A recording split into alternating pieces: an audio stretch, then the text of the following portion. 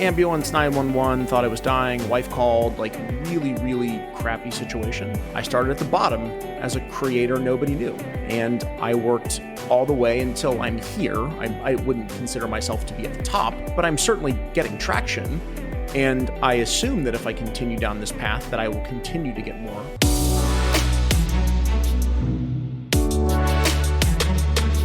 Welcome to Entrepreneur's Handbook Podcast, where we share inspiring startup stories with practical takeaways for you, the listener. Today's guest is Justin Welsh. He's built up a massive audience on both LinkedIn and Twitter. How he started was by working in startups, where he helped build 2 companies to 50 million in annual recurring revenue. He also helped businesses raise over 300 million in venture capital. But along this path, he burnt out, and that's when he made a flip to becoming a creator.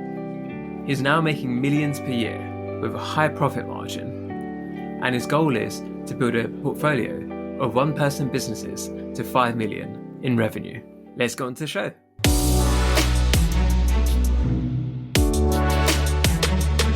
Welcome to Entrepreneur's Handbook, Justin. It's a pleasure to have you here. It's great to be here. Thanks so much for having me. I appreciate it. Yeah, I've been a big fan of yours for a long time now, and I can see how quickly you've grown on Twitter and on LinkedIn. But you've got a big background before that when you were in building startups and helping companies to grow. I'm curious about what made that switch happen. Well, I already know the answer, but I want the audience to find out from your own words. Why did you make that switch? Yeah, it was relatively unintentional. It started unintentionally. It became much more intentional. But, my story was that I got into tech in 2009, and I kind of worked my way up at my first startup company from, ground floor salesperson to reporting to the CEO within 5 years. But I worked at a place that was really notorious for its work ethic. There were really, really long days. It has a stigma. There's a stigma around that company. I eventually was very successful at that business. 5 years. I parlayed that into my first executive role as a VP of sales of one person when I started. And over the next 5 years, I would grow that team to about 140 people, take that business from its first dollar in revenue to a little over 50 million. But what happened, and as you may have seen or heard somewhere, is in late 2018, the team got so big that I just started losing control of everything, right? Every new dollar was a new milestone. Every new employee was a new milestone. Everything was new. Every day became more and more challenging. And those challenges were really difficult to figure out. And they started kind of challenge stacking, right? They just sort of stacked and stacked and stacked and stacked. And when you're a control freak like I am, that's really scary. And burnout is what happened to me.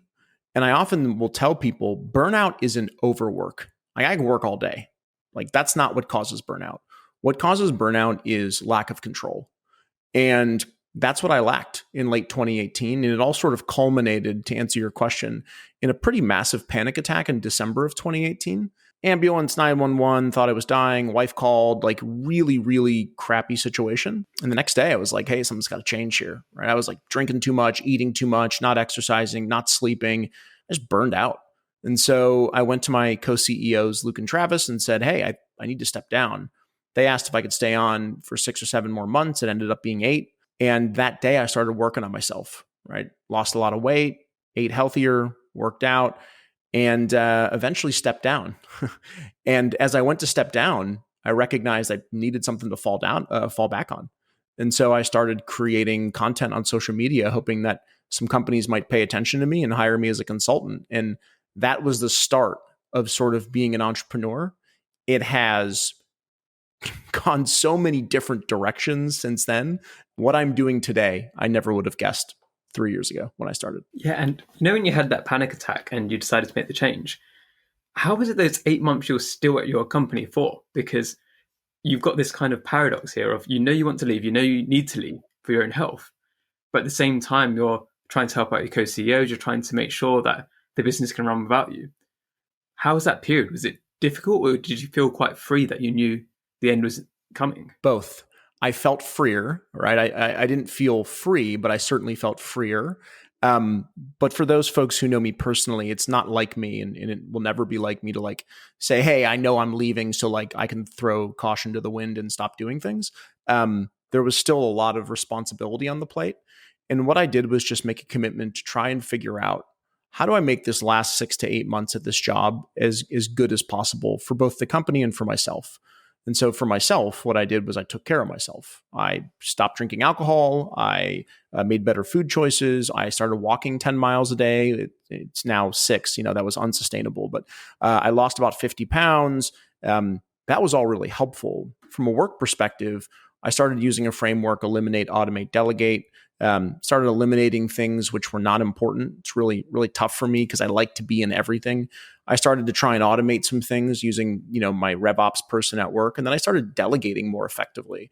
I delegated more effectively to my VPs underneath me, VP of sales, field sales, inside sales, and sales dev. And I found myself sort of back into the mix of being a real good functioning executive. But I knew that my time had come to a close at that business. I've got about a 4-year shelf life when it comes to working at startup companies. If you look at my resume, it's like 4 and out because I give it everything. And then I sort of peter out. And, I think that's ripe for becoming your own boss, where that trend gets broken and you can continue to work for yourself for a much longer period of time. But those 6 to 8 months were both freeing, but also challenging. I think this is a case with a few people where what they really like is its early stages of a startup, where it's scrappy, you've got to make different decisions, whereas the bigger the company gets, the more responsibility there is, and the less agile you are, because when you're making a decision that affects 140 people in your team, there's so much more pressure that comes with that. And you have to consider so many different knock-on effects. Whereas obviously what you do now is just you. And obviously you want to take care of your family and people around you. But you know that you can do what you want to do without thinking, oh, this is going to affect this person that way, or this is going to cause these problems or those problems. And how have you found that transition? Obviously, you seem very happy doing what you are now. But at the beginning, was it quite tough to go from being part of this huge company to just being by yourself? Yes and no. Not to waffle on your answer or your question, excuse me, but yes, in the way where I didn't know what it was like to run my own business. And by the way, you can consider consulting like quasi entrepreneurship, right? It's not like I was, building products and things like that, but I was running my own business. And so I was confused by some of the things that I needed to do, right? I didn't know necessarily how to generate a ton of attention, how to get, I'm a sales leader by trade, but, I've always had a marketing counterpart. So it's, I usually had someone to work with and help me out. And so I found that I was very much on my own. On the flip side, I have a lot of confidence. So when I want to be good at something, I have a sort of belief in myself, and maybe some listeners will find this arrogant. I don't intend for it to come off that way, but like no matter the challenge put in front of me, I always believe that I can solve it. Doesn't mean I can, but I always believe that I can to the extent that it still interests me. And so what was really interesting to me was this new journey of entrepreneurship. And although it was challenging, I was like, oh, because this is challenging, I'm going to go really deep on this. I'm going to learn everything I can about it. I'm very autodidactic. Like I'll just teach myself as many things as I can, read every blog post, read every book, watch every YouTube video, buy every course. And I was like, there's no way I'm going to fail because I'm going to spend an exorbitant amount of time teaching myself everything that I can do.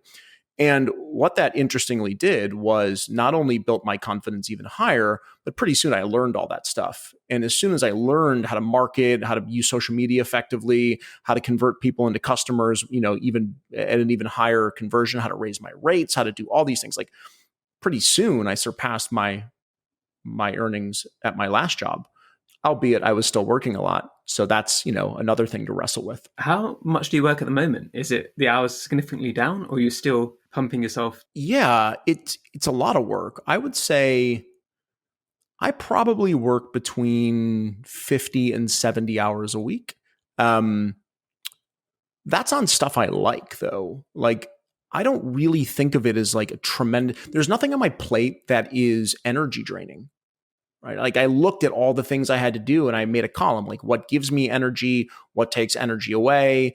And the things that take energy away, I've just decided I'm not going to do those things. And that might sound strange, but the more that something gives me energy, the more likely it was to fall in the bucket of 20% of things that move the needle. And so I spend a lot of time doing needle moving things that also happen to give me energy. There's an intersection of those two things. That's where I spend my time. So even though I spend a lot of time doing it, I spend a lot of time on social media. Yeah, it's work, but I enjoy it. And plus I like work on the weekends, but not because I have to. I don't have to work on the weekends. I don't have to work this week if I don't want to, but I do want to. So I do. The difference is when I'm able to turn off completely, right? At work, when I had a job, a 9-to-5 job, even if I went to Japan, right? If something in the sales organization went poorly, I sort of had to reply to that. I had to get involved in that. I had to cancel vacations. There were a lot of things I had to do. Now it's like, if I don't answer a few comments on social media for a week, maybe a few people will be unhappy, but it certainly won't be the end of my business. And so that's how I think about sort of that work and sort of freedom balance, if that makes sense. Yeah, it makes sense. And I found the same for me as well, where it's been nearly a year since I quit my job and been doing this full time. And what I told myself was, the first year, I'm just going to experiment. I'm going to do all of the things, find out what I like, find out what I don't like, use that as information rather than me trying to guess what I like and what I don't like, and then essentially investing a lot of time in something which I then later realized is the wrong decision. Have you made any of those decisions in your own business when you started off where you thought, okay, this is the thing that I want to do, and then you realize actually maybe that's not the right path, and you pivoted afterwards? So many things. I mean, I can think of a few right off the top of my head. Early on, I sort of served a lot of different types of SaaS companies when I was advising and consulting. As I got deeper into that, I just kind of asked two simple questions, which was, what do my customers like and want more of? And what do I like doing? And again, wherever the intersection of those two things were, like, that's the only thing that I would continue to do.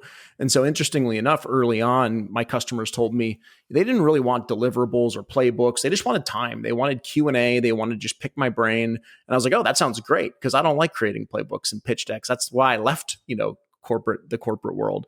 I didn't like working with companies that weren't in healthcare. I have a healthcare background, and I love physician-facing companies, private practice-facing companies. So I just stopped serving companies that didn't do that. And so by kind of meeting the needs of my customer, but also choosing a customer that I both enjoyed and had experience in, I was able to raise my rates. And so I could make more while working about the same, which was really great, because that opened me up for some other opportunities. As I went down a path of changing, my career, I no longer advise SaaS companies. I have a couple, but it's not my core business. I ended up building a private community of creators in May of last year.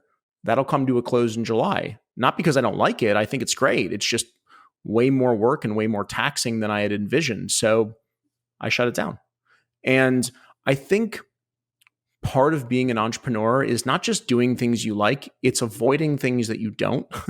And I think that people don't think about that as often as they think about what they like. And so I try and be really observant of how I spend my time and what takes energy from me. I think that's definitely something a lot of people don't realize when they read articles online or they listen to podcasts. They don't see all of that admin or the other side of things that people don't necessarily talk about.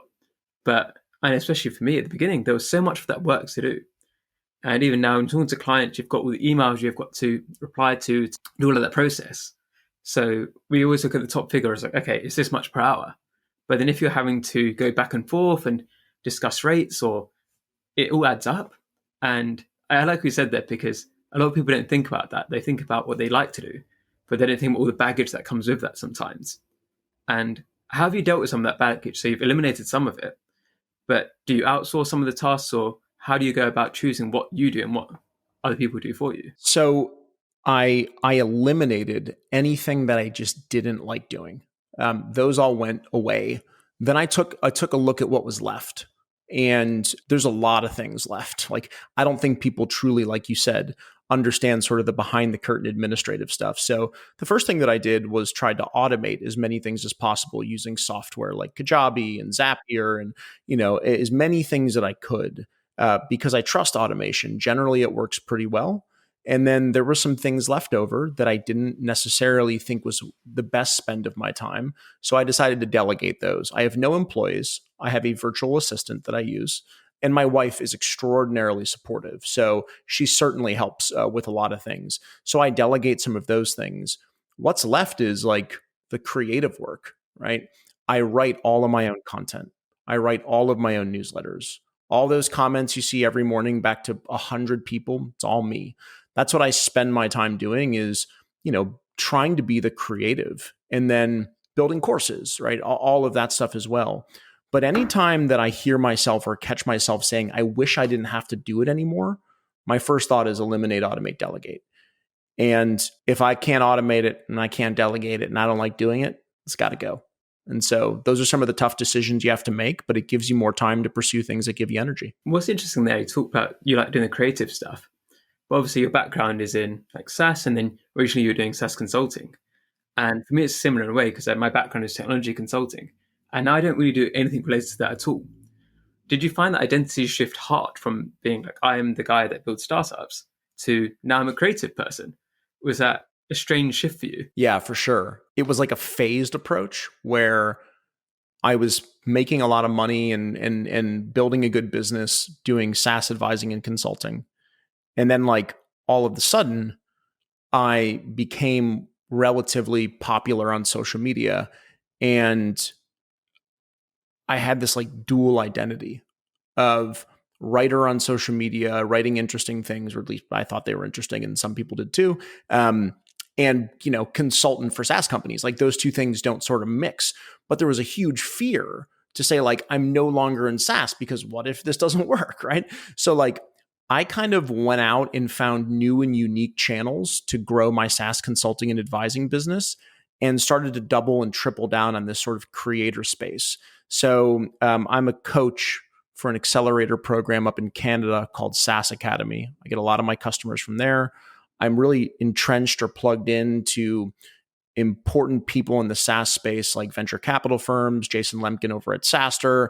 There are lots of other channels in which I can find and acquire new advising customers. At the same time, I like I said, tripled down on social media creation. So went really hard on LinkedIn, grew to over 215,000 followers, went really hard on Twitter, grew to over 100,000 followers. And suddenly I had this optionality where like I was making more money suddenly selling courses, doing one-on-one coaching, my private community at the time, some subscription stuff that I do. Suddenly that went from 10 to 20% of my business to 70% of my business. And then the SaaS advising became an option. And so I actually am starting to wind that down, going full bore into the creator space, taking the time I get back from SaaS advising and using it to drive new ideas, new products, new services in my new sort of persona, if you will. What's interesting as well, I think lots of people who want to become full-time creators, they have that goal of becoming a full-time creator. Whereas for you, it was almost by accident. You were doing it on the side and you had your SaaS business as well. But you didn't quit your job with like, I want to become like a social media celebrity and have like the hundreds of thousands of followers you do. And I think sometimes that actually works better in a way where if you're trying too hard to desperately grow, you sometimes need that other thing to give you that stability. And then the creative side is more enjoyable. Whereas when people try to make money from the creative side straight away, I think that puts so much pressure on you that often it can stifle your creativity. I agree. You can see it, right? So like when you read people's content or watch people's content on social media, at least I feel like I can see it or feel it. Feel that sort of desperation, I guess, for lack of a better term, which is unfortunate, right? I wish that more people were making money online. And I think it's starting to move that direction versus like, I was just interested in creating noise. Like I just wanted to create attention, and that attention, I figured I would find some signal inside of that noise that was things I could tune into. But I also realized, like, if I looked around, the folks that were growing the most were just everywhere. Like, you couldn't ignore them. And so my goal was to just like plaster the internet. I wanted you to log on to Twitter or LinkedIn or listen to podcasts and like to have me be there as frequently as possible. But I wasn't selling anything. Like, I don't really like, you won't really see me come on and like plug stuff real hard, right? Like that's just not what I do. And I think that people enjoy that, or they feel more trustworthy, or something works well with that, where, folks end up buying anyways. And so it just sort of worked out in a lucky fashion, I guess. And it's true, because I think you see so much stuff online about how to sell, sell, sell. But often the people who do the best are the ones who've got the trust. Because especially if we're going to sell something for a higher ticket or like over a certain amount of money, what really matters is the trust. So you might be able to get a lot of attention, but if that attention is because of outrage or because of something desperation-wise, that might not necessarily translate into people who actually want to spend money with you. And you now call yourself the diversified entrepreneur. For the audience, can you tell us what else is going on? So you've got your creator side. What the other hats you wear? Yeah. Let's see. What do I have? I've got 3 different information products. I have a subscription email that you can subscribe to. I have a weekly newsletter. I do one-on-one coaching. I still have my private community. I have affiliates. I have sponsors.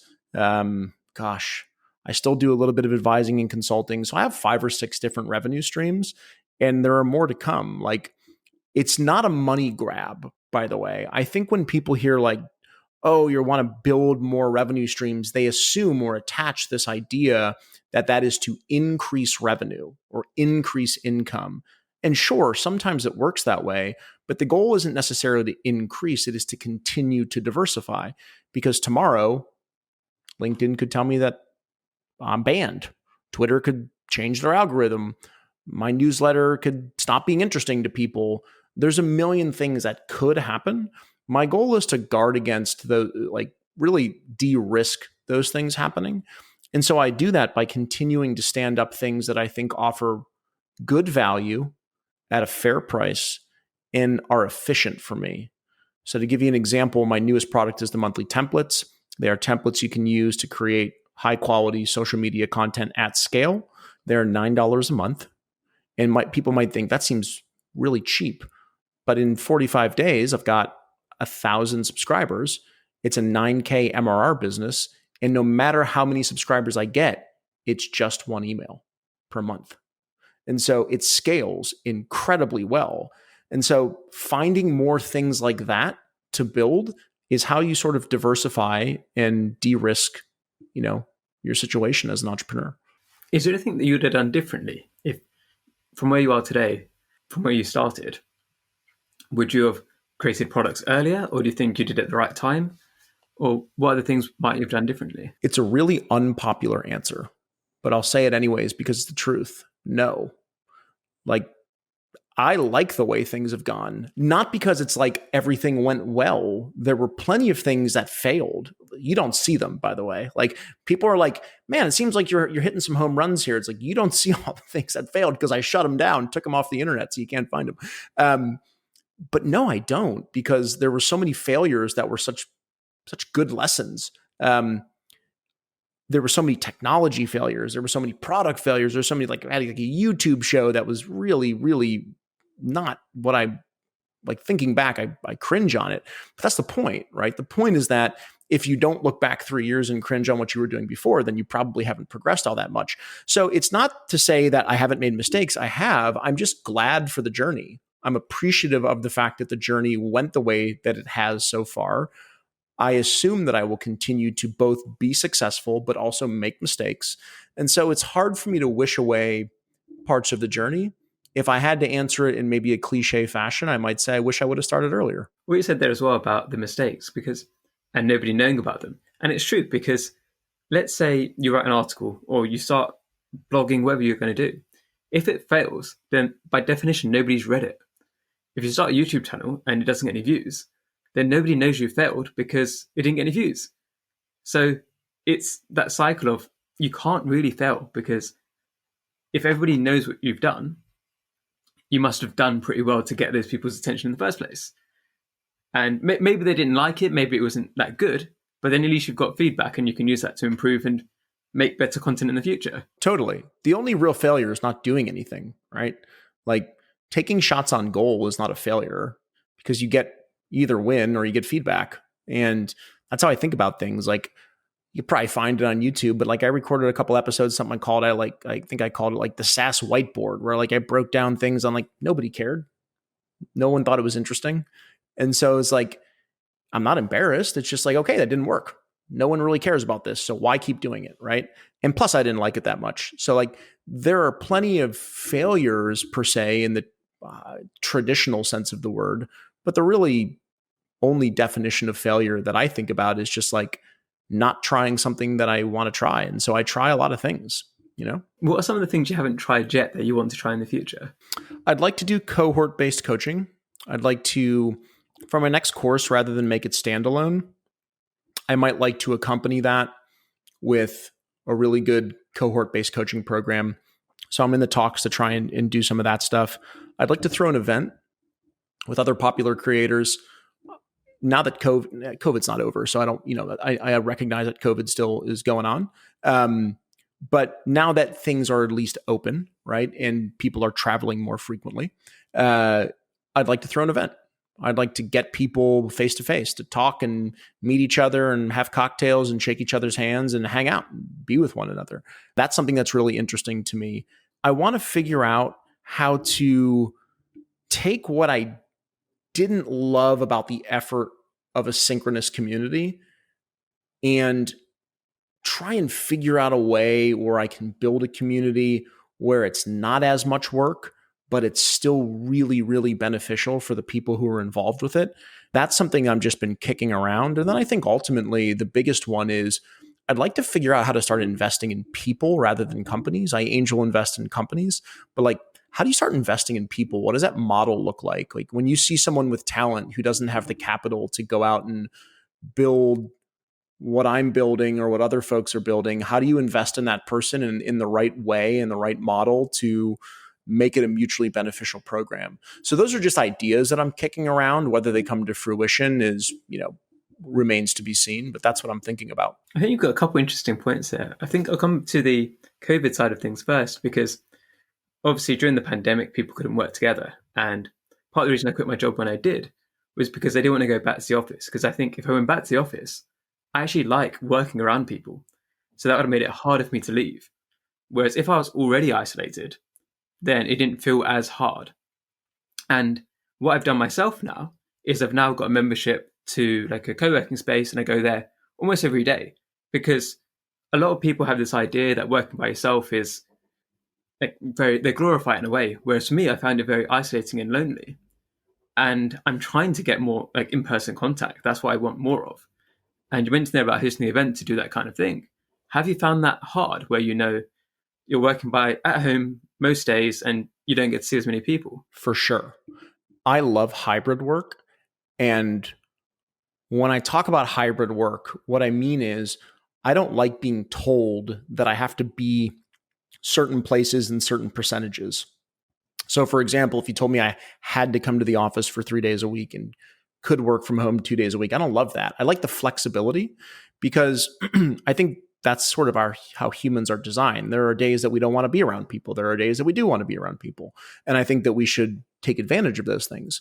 So I've done something similar to what you've done. I signed up for a WeWork here in East Nashville. So I go in there, not as often as I'd like. I like spending time with my wife and dogs here at home, but I do go there when I need some sort of folks around me.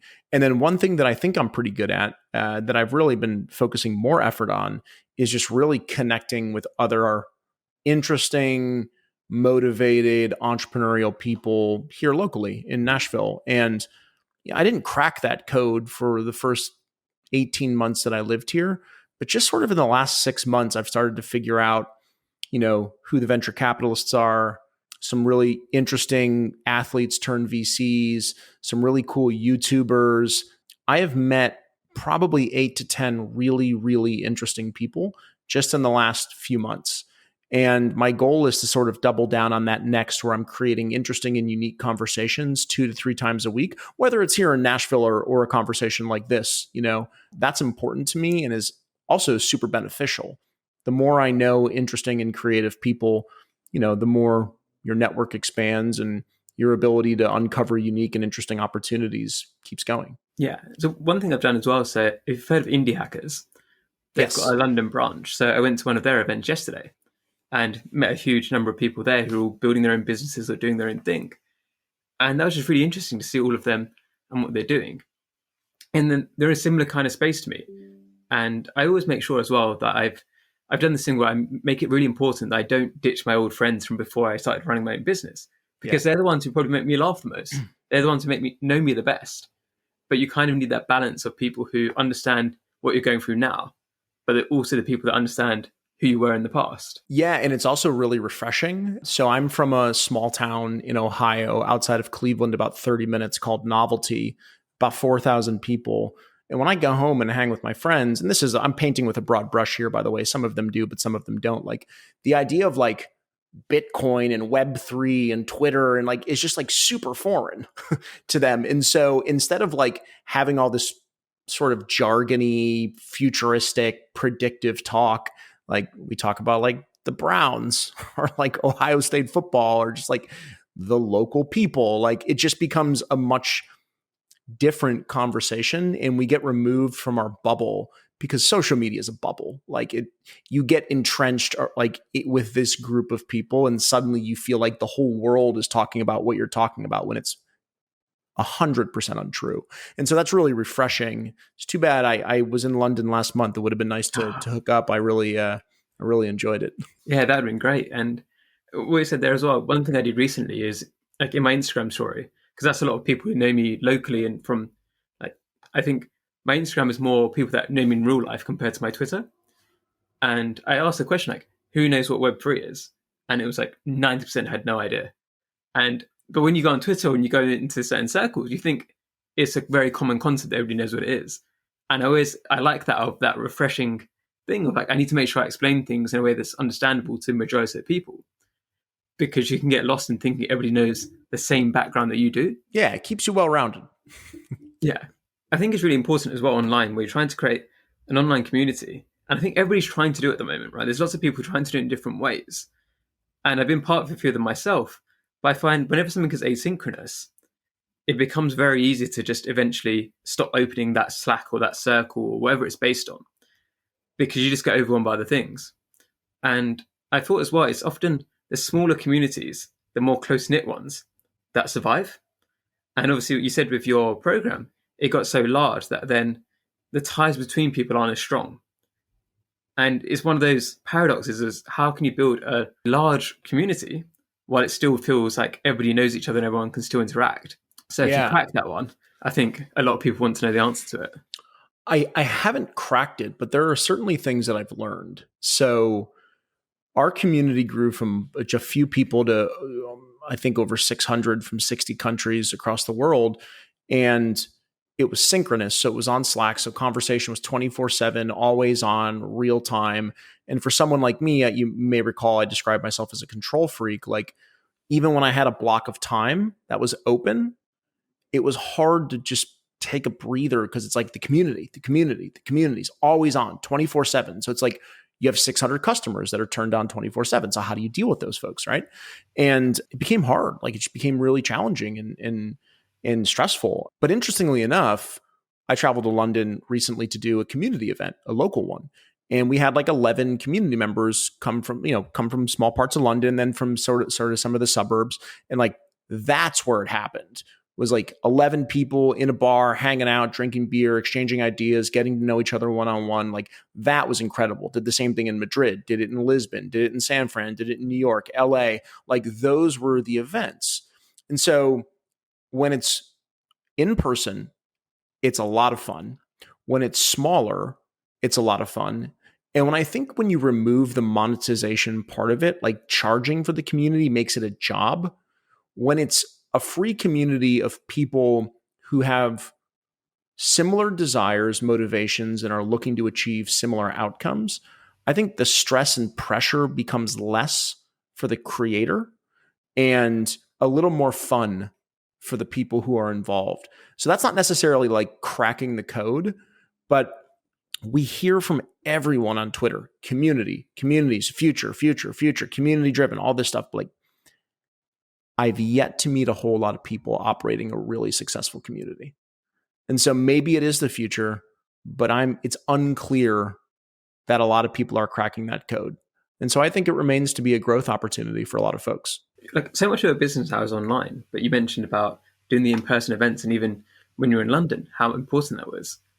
Have you considered doing more in-person events, and maybe doing talks or doing like Nashville like based entrepreneurship talks or things like that? Yeah, for sure. That's what I want to do more of. I've become good friends with a lot of creators who, and again, this isn't like a metric of importance, but it is an indicator of success, is, they have a large group of followers, whether it's Twitter or YouTube or TikTok or Instagram or whatever.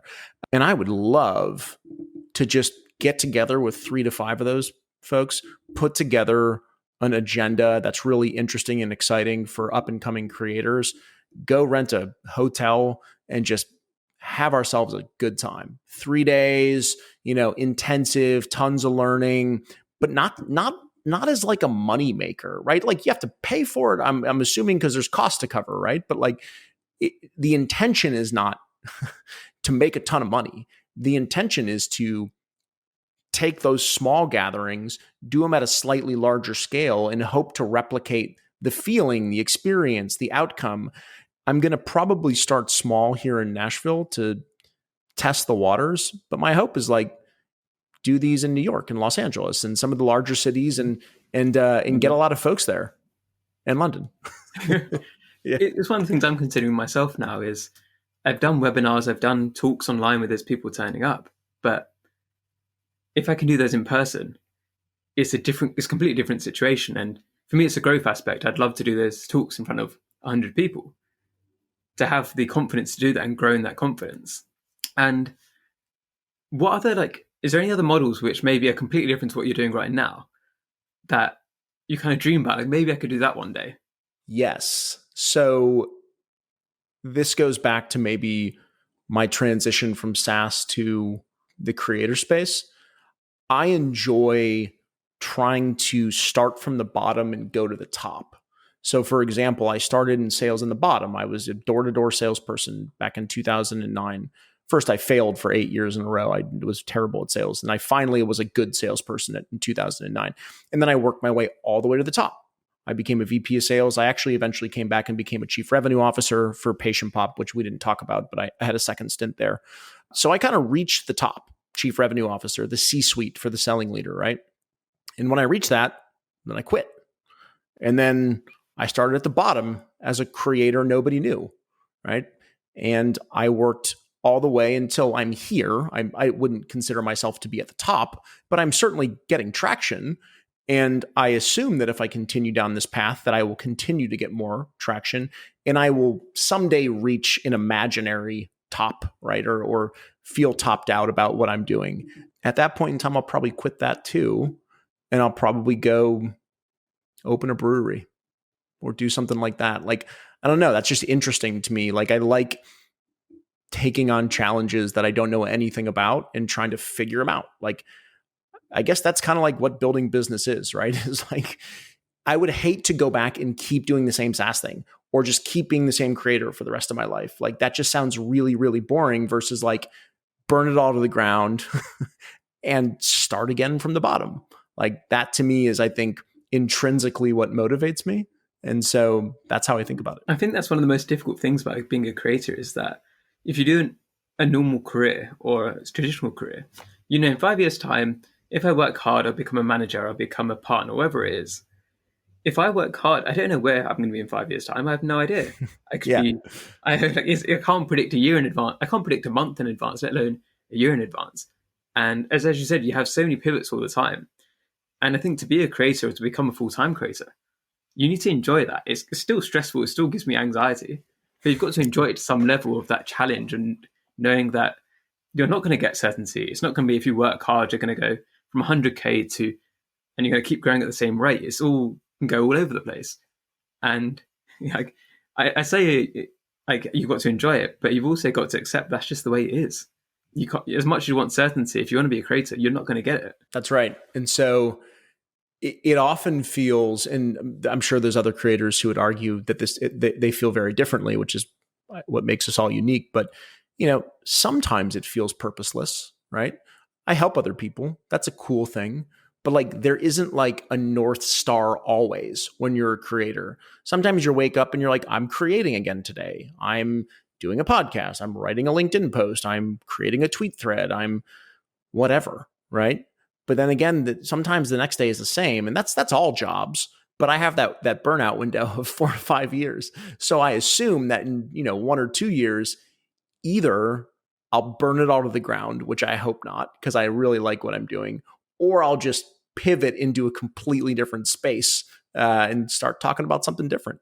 And if people want to come along on that journey, so be it. And if they don't, that's okay too. Like the people listening, obviously, they've seen you grow the size you have, and like I've taken one of your courses. If they wanted to try to replicate your kind of growth, what would be your top advice for them? Become known for something, like something specific. And I see this all the time where I'm like, what do you do? Tell me a little bit about who you serve. And the most common response I get is like, I help small businesses grow, or I help people get in shape. And it's like, what kind of small businesses? What kind of people do you help? Do you help small businesses like Series A startups, or like John's plumbing shop down the street? Like, those are very different businesses. I'm sure you don't know how to help both of those. And they're creating sort of this nebulous content, this nebulous, obvious content, right? Versus coming at a really, really specific niche with extraordinarily non-obvious content. And when you combine a really tight niche with non-obvious content, you become really well known for something. And at that point in time, you don't really have to kind of shoot your arrows. Like, all your prospects and potential customers start to find you and follow you because you're providing the guidance that that specific person needs. And so if you think about a tight niche in non-obvious content, I think that's what I recommend when people are just getting started. Yeah. So it's been a pleasure to talk to you today, and I'm hoping I get to see you in London one day. Where can people find out more about you or what you're up to? Yeah, they can just go to my website, which is justinwelsh.me. That's Justin, WELSH.me. Thanks for having me.